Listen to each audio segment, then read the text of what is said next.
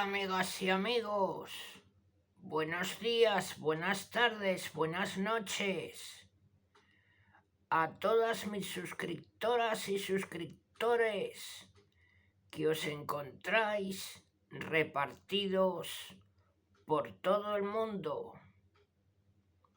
Desde aquí, desde mi ciudad Zaragoza, aquí en España, os mando un saludo y un fuerte abrazo. Nuevamente os doy la bienvenida a mi canal La Comarca, vuestro canal multicultural.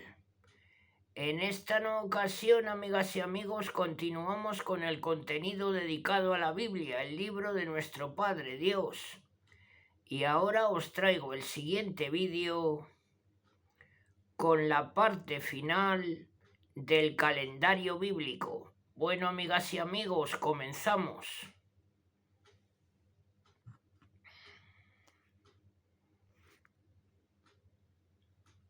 Ahora vamos primero con las pesas.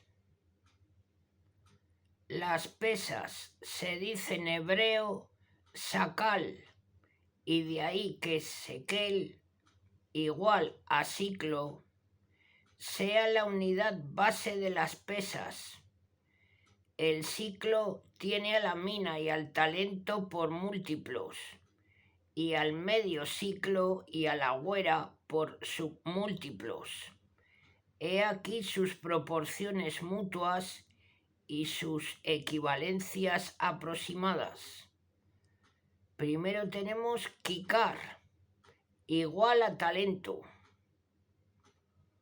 un múltiplo, equivale a 34.272 gramos. Después tenemos mane, igual a mina, 60 múltiplos, que equivale a un submúltiplo y equivale a 571.200 gramos. Después tenemos en tercer lugar sekel, que equivale a ciclo. Son 3.000 múltiplos.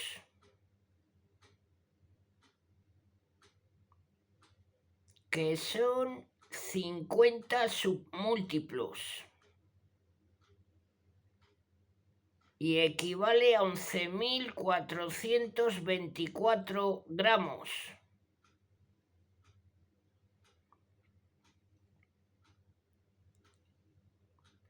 Después, en cuarto lugar, tenemos beca, igual a medio ciclo, 6.000 múltiplos, 100 submúltiplos,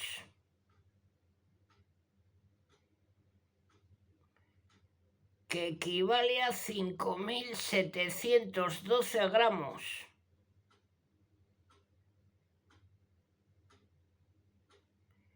Y por último, tenemos güera,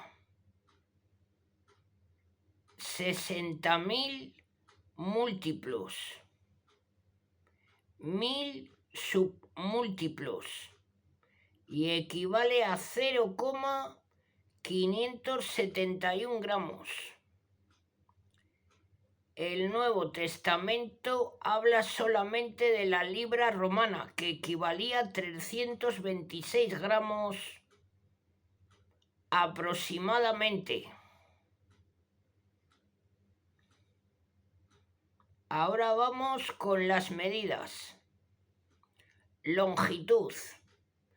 Medidas de longitud, lo mismo que en los demás pueblos antiguos. En Israel las medidas de longitud más corrientes estaban basadas en los miembros del cuerpo humano. La más pequeña era el dedo. 4 dedos constituían un palmo menor, a saber, la anchura de la mano por el nacimiento de los dedos. Viene luego el palmo propiamente dicho, o sea, la distancia entre las puntas de los dedos pulgar y meñique, estando la mano extendida. Finalmente el codo, que corresponde a la distancia entre el codo y el extremo del dedo cordial. He aquí su valor aproximado y sus relaciones mutuas.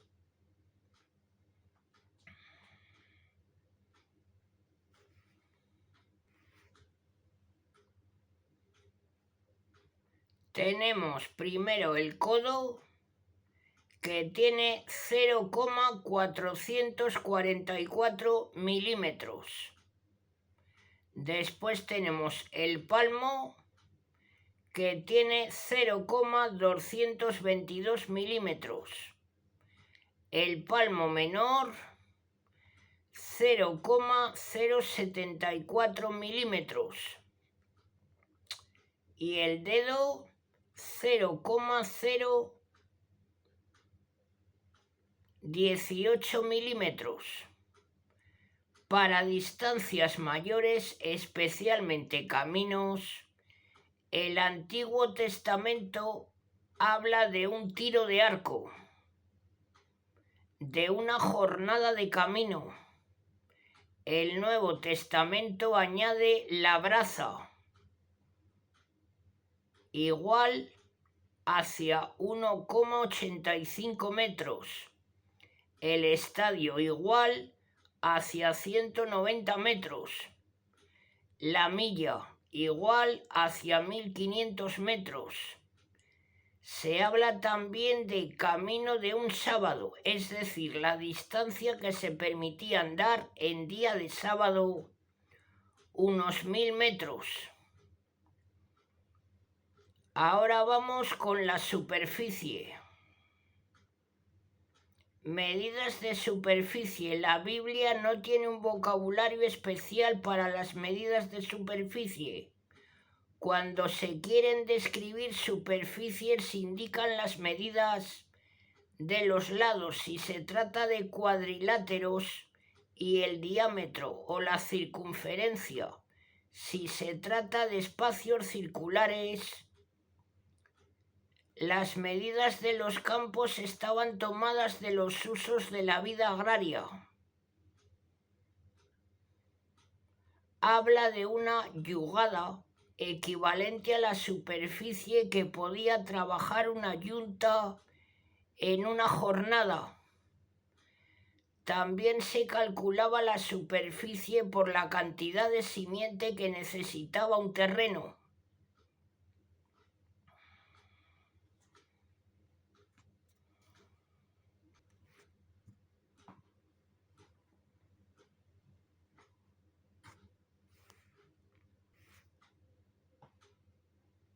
Ahora vamos con la capacidad. Medidas de capacidad. Los nombres de las medidas de capacidad están tomados generalmente de los distintos recipientes que servían para conservar las mercancías. Es difícil establecer equivalencias con nuestras medidas castellanas. Nos limitamos a transcribir el nombre hebreo y a dar su equivalencia aproximada en litros. A. Para sólidos, Homer igual a Homer. 450 litros. Letec, terminado en K de kilo, igual a 225 litros. EFA, 45 litros. SEAP, terminado en H, 15 litros. Y Sarón, igual a décima.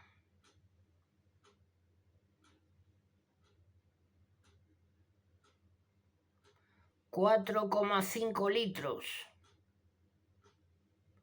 CUAP, terminado en B, en la letra B, igual a 2,5 litros. B, para líquidos.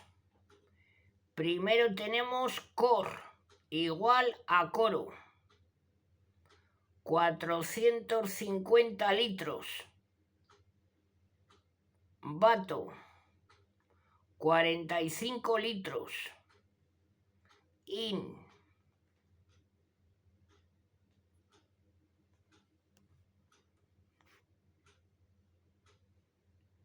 repito, in con H, igual a 7,5 litros. Log terminado en G, en la letra G, 0,6 litros. El Nuevo Testamento añade la metreta, igual a 39,4 litros. El sestarius, igual a 0,46 litros. El modius, igual a Celemín, 88,75 litros. La bilibra, igual a 1,10 litros. Ahora vamos con C, monedas. La moneda hizo su aparición en Asia Menor en el siglo VII antes de Jesucristo y se extendió lentamente por el Oriente Medio, sobre todo bajo el Imperio Persa. La Biblia empieza a hablar de monedas a partir del destierro. Antes de ese momento, los cambios, los contratos, el pago de tributos, el comercio en general se hacían en especie o mediante lingotes de oro, plata o cobre, que podían recibir la forma de discos, barras, anillos u otras formas similares. Ahora vamos con la época persa. De la época persa la Biblia conserva el recuerdo de daricos de oro y siclos de plata, cuyo peso era de 8,41 y 5,60 gramos respectivamente. Las dracmas de oro de que hablan parecen corresponder a los daricos de oro, como las demás provincias del Imperio Persa. Judea tenía permiso para acuñar moneda. Por eso, al lado de las monedas persas de que hablan, tenemos monedas indígenas que llevan la inscripción Yehut, igual a Judea. Ahora vamos con la época griega. A partir de Alejandro Magno, Palestina estuvo sometida al sistema monetario griego. He aquí las fracciones principales. Moneda tenemos dracma de plata. El peso en gramos, 4,36.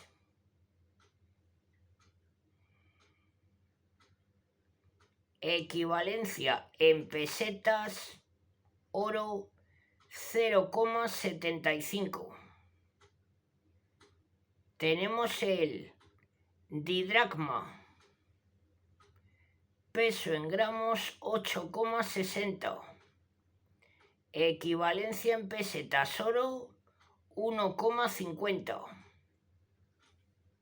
Tenemos también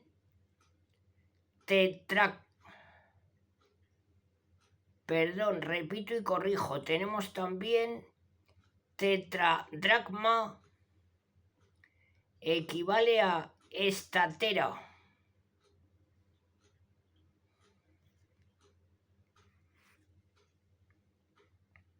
Equivalente a 17,40 su peso en gramos.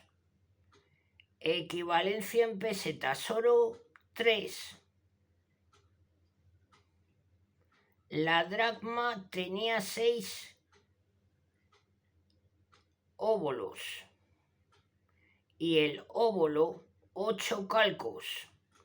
Continuaban también en uso la mina que tenía 100 dracmas y el talento que tenía 60 minas.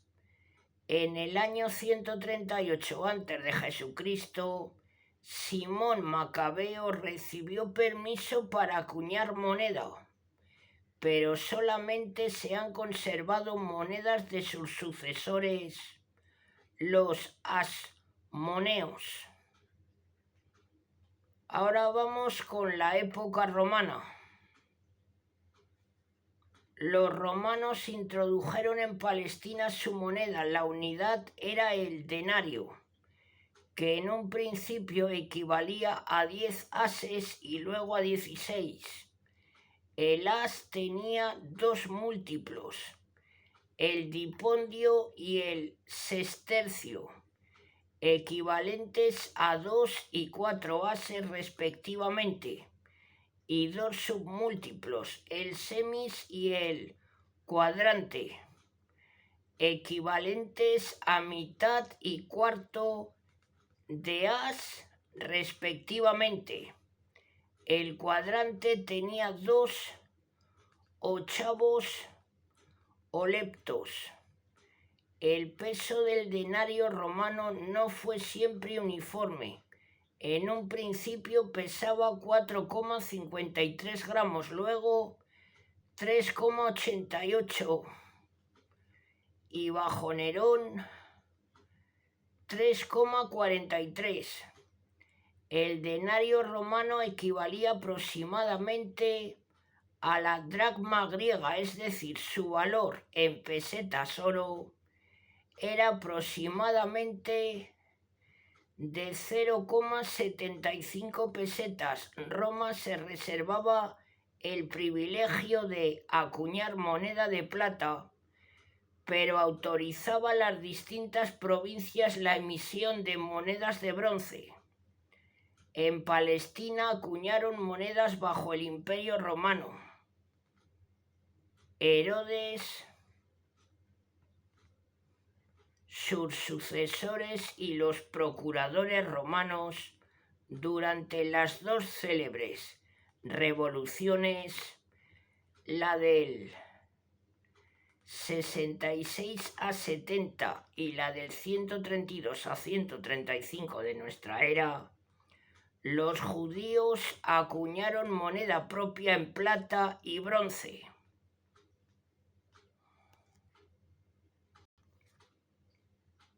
Bueno, amigas y amigos, hasta aquí el final del calendario bíblico. Ahora mejor dicho, os traigo la presentación de la Biblia, que dice así: Ediciones Paulinas ha difundido eficazmente la palabra de Dios en el mundo de la hispanidad, con amplias ediciones de la Sagrada Escritura. La favorable y entusiasta acogida que se nos ha dispensado ha hecho necesaria esta tercera edición de la Biblia en el transcurso de un año.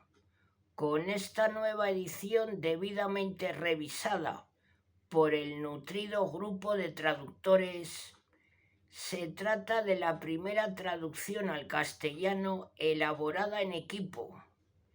Ediciones Paulinas, con espíritu netamente apostólico, tiene conciencia de hacer un servicio a la Iglesia y al pueblo de Dios. La saludable renovación, la puesta al día de la Iglesia, que acaba de proclamar y reclamar imperiosamente el Concilio Vaticano II, tiene que arrancar inexorablemente de las fuentes puras de la revelación, es decir, de la Sagrada Escritura, porque en los sagrados libros el Padre que está en los cielos se dirige con amor a sus hijos y habla con ellos, y es tanta la eficacia que radica en la palabra de Dios, que es en verdad apoyo y vigor de la Iglesia y fortaleza de la fe para sus hijos, alimento del alma, fuente pura y perenne de la vida espiritual. En la teología, la Sagrada Escritura debe ser como el alma de toda la teología, de tal forma que se debe ordenar la teología dogmática, de forma que ante todo se propongan los temas bíblicos. La Sagrada Teología se apoya como en cimiento perpetuo en la palabra escrita de Dios. Solamente desde esta ladera la ciencia de Dios podrá ser una ciencia viva, una ciencia profunda, una ciencia eficaz para la vida. En la pastoral es necesario que toda la predicación eclesiástica, como la misma religión cristiana, se nutra de la Sagrada Escritura y se rija por ella, porque una pastoral sin la Biblia en medio, una predicación que no partiera de la Biblia, que no transmitiera el sentido genuino y auténtico de la palabra de Dios, sería una pastoral vacía de contenido, desprovista de consistencia, incapacitada, por tanto, para realizar la obra de Dios que permanece para siempre. León XIII había dicho ya: la Sagrada Escritura es la que da autoridad al orador sagrado, le inspira una libertad de lenguaje verdaderamente apostólica y le suministra una elocuencia vigorosa y convincente. En efecto, aquel que lleve en su discurso el espíritu y la fuerza de la palabra divina no habla solamente con la lengua, sino con la virtud de la palabra divina. No habla solamente, repito y corrijo, no habla solamente con la lengua, sino con la virtud del Espíritu Santo y con grande abundancia de frutos. En la liturgia, toda la fuerza radical de la liturgia parte necesariamente de la Biblia. Al propio tiempo, los hechos y las palabras de la Biblia adquieren en la liturgia su significado más justo, su expresión más fecunda. El centro de gravitación de la liturgia es sin duda la celebración de la Eucaristía. En la Eucaristía nos encontramos con la palabra encarnada de Dios.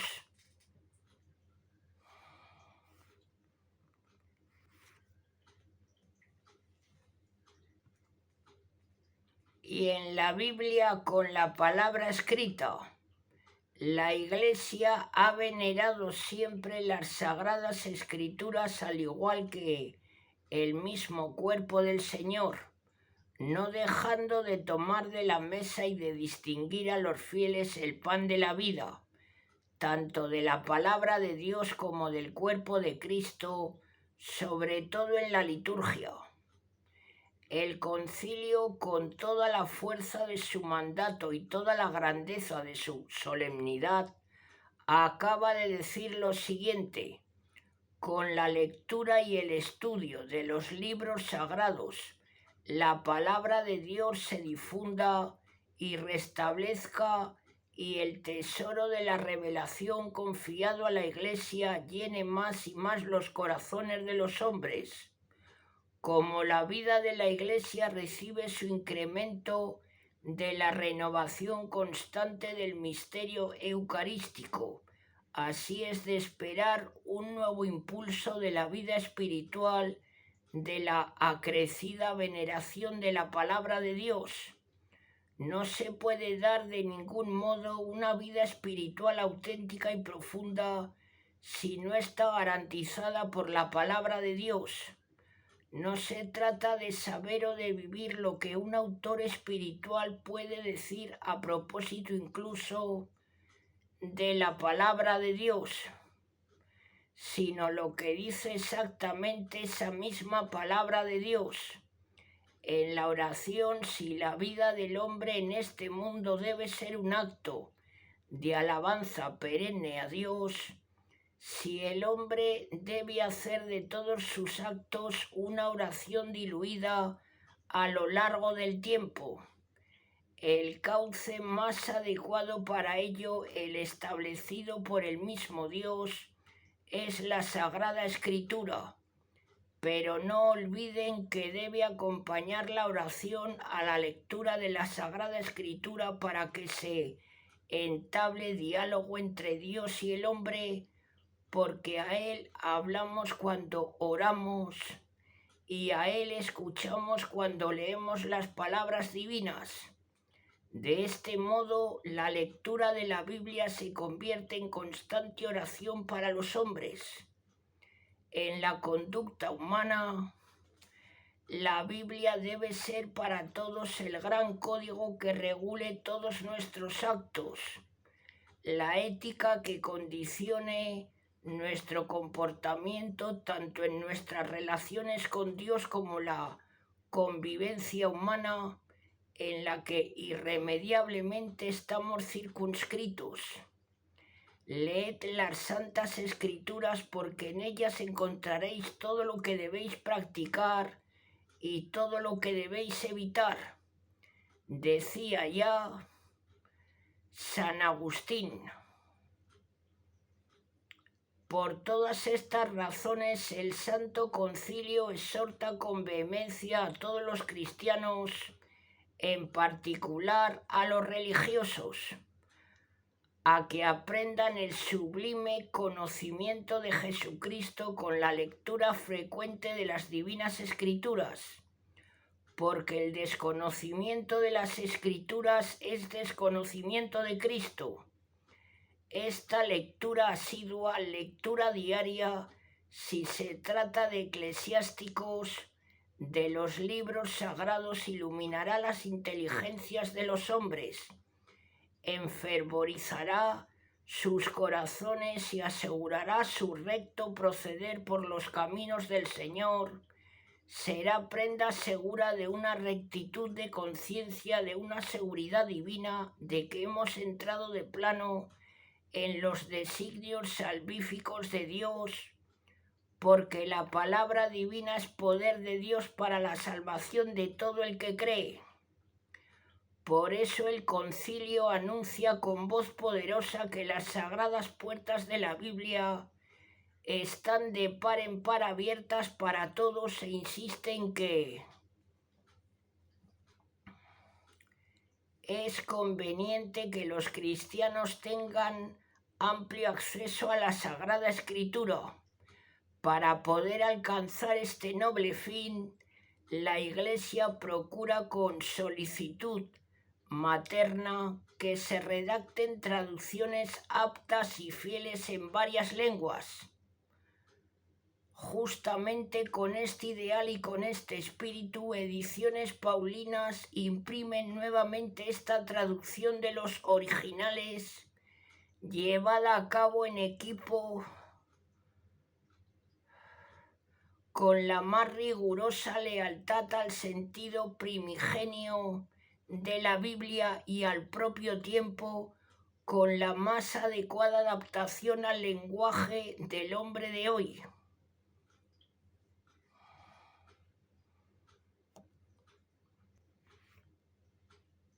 Bueno, amigas y amigos, hasta aquí la presentación de la Biblia. Ahora os traigo nuevamente una oración que dice así: acto de consagración y entrega al Sagrado Corazón de Jesús, del doctor Sarda y Salvani. Dice así: rendido a vuestros pies, oh Jesús mío, considerando las inefables muestras de amor que me habéis dado y las sublimes lecciones que me enseña de continuo vuestro adorabilísimo corazón, os pido humildemente la gracia de conoceros, amaros y serviros como fiel discípulo vuestro, para hacerme digno de las mercedes y bendiciones que generoso concedéis a los que de veras os conocen, aman y sirven. Mirad que soy muy pobre, dulcísimo Jesús, y necesito de vos como el mendigo de la limosna que el rico le ha de dar. Mirad que soy muy rudo, oh soberano Maestro, y necesito de vuestras divinas enseñanzas para luz y guía de mi ignorancia. Mirad que soy muy débil, oh poderosísimo amparo de los flacos, y caigo a cada paso y necesito apoyarme en vos para no desfallecer. Sedlo todo para mí, sagrado corazón, socorro de mi miseria, lumbre de mis ojos, báculo de mis pasos, remedio de mis males, auxilio en toda necesidad. De vos lo espera todo mi pobre corazón, vos lo alentasteis y convidasteis cuando con tan tiernos acentos dijisteis repetidas veces en vuestro evangelio: venid a mí, aprended de mí, pedid, llamad. A las puertas de vuestro corazón vengo pues hoy, y llamo y pido y espero. Del mío os hago, Señor, firme, formal y decidida entrega. Tomadlo vos y dadme en cambio lo que sabéis me ha de hacer bueno y dichoso en la eternidad. Amén. Bueno, amigas y amigos, hasta aquí este vídeo. Si os agrada mi contenido, agradeceré vuestros likes. Os mando un saludo a todas y a todos. Hasta muy pronto.